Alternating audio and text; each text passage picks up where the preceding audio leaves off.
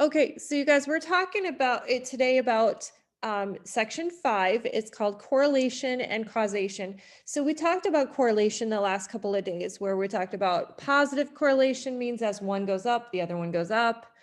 Negative correlation, as one goes up, the other one goes down. And we had no correlation, where the two of them didn't have any connection at all. It was totally random, right?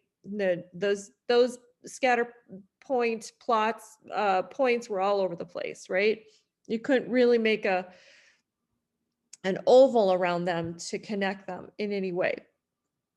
Well, sometimes there's a correlation and sometimes there's a causation. A correlation is a relationship between two variables that can be shown even if the variables are not related or dependent on each other. Okay, so sometimes both of them are going up or both of them are going down, just because they have a connection, but not necessarily that one is causing the other one to go up or down. Okay, the other situation is a causation. It's a change in one variable that causes a change in another variable. So it's something that is clearly one is caused by the other. Okay, so our example 1 says the local humane society tracks the number of dogs and cats that are adopted each month. The table shows their records for 5 months. So in January, the number of dogs was 90, the number of cats was 124. Okay, and then February. Okay, so we're going to graph these. We're going to make a scatter plot and see if there's a correlation first. So we're going to put the number of dogs down on the x-axis.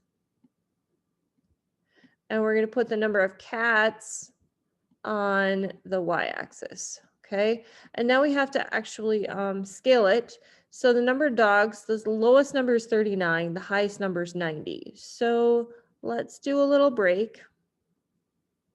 And let's do 30, 40. Oh, I could probably spread it out a little. How about 40, 50, 60, 70. Oh, too far. I was right the first time. So there's 40. There's 50. There's 60, 70, 80, and 90.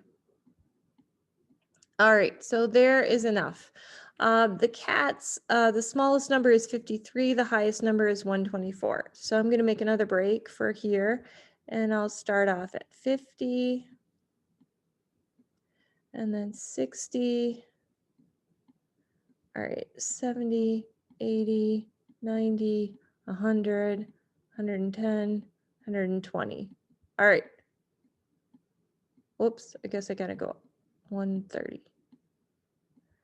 Okay, everybody see what I did there? Just to get this scaled enough so that we can get all of our dogs and cats on here. All right, so we're gonna do January. There were 90 dogs and 124 cats, so about right here. And February was 54, 72, 54, 72. So about right there. March was 62 and 95.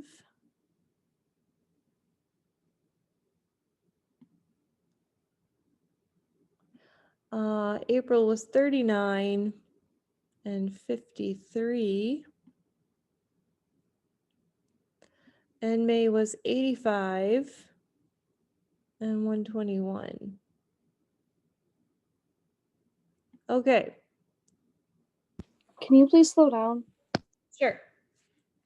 I'll give you a chance here to catch up with the dots, okay?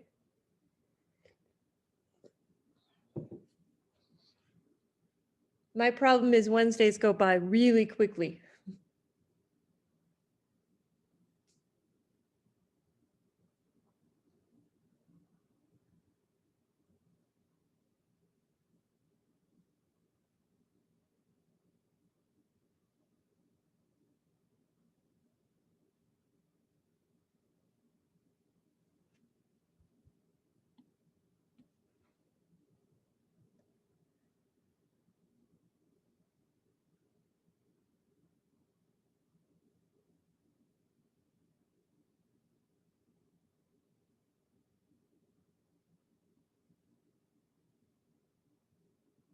All right.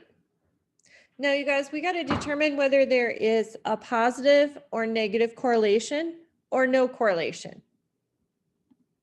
So let's go ahead and make our nice little oval around the data. And what does that show us? Does that have positive correlation, negative correlation, or no correlation?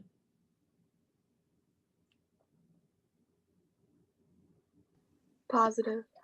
Positive correlation. Okay, so we have a positive correlation.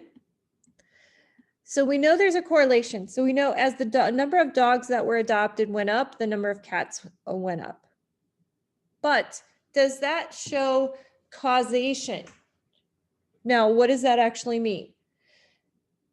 That means that we ask ourselves the question, does the number of dogs that are adopted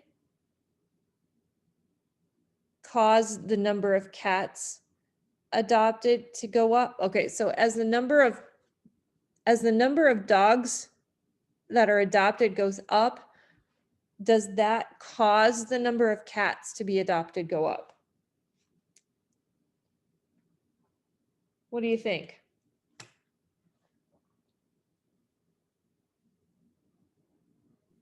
No.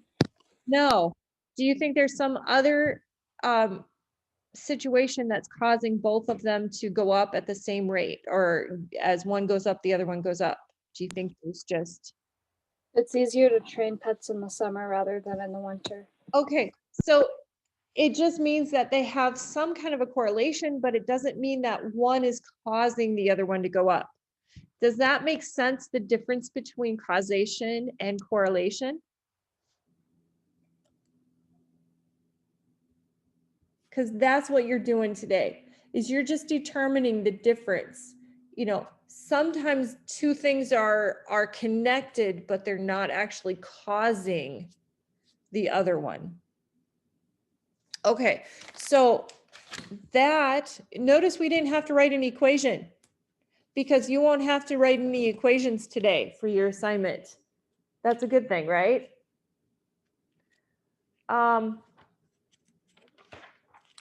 The next problem, and this is our last example.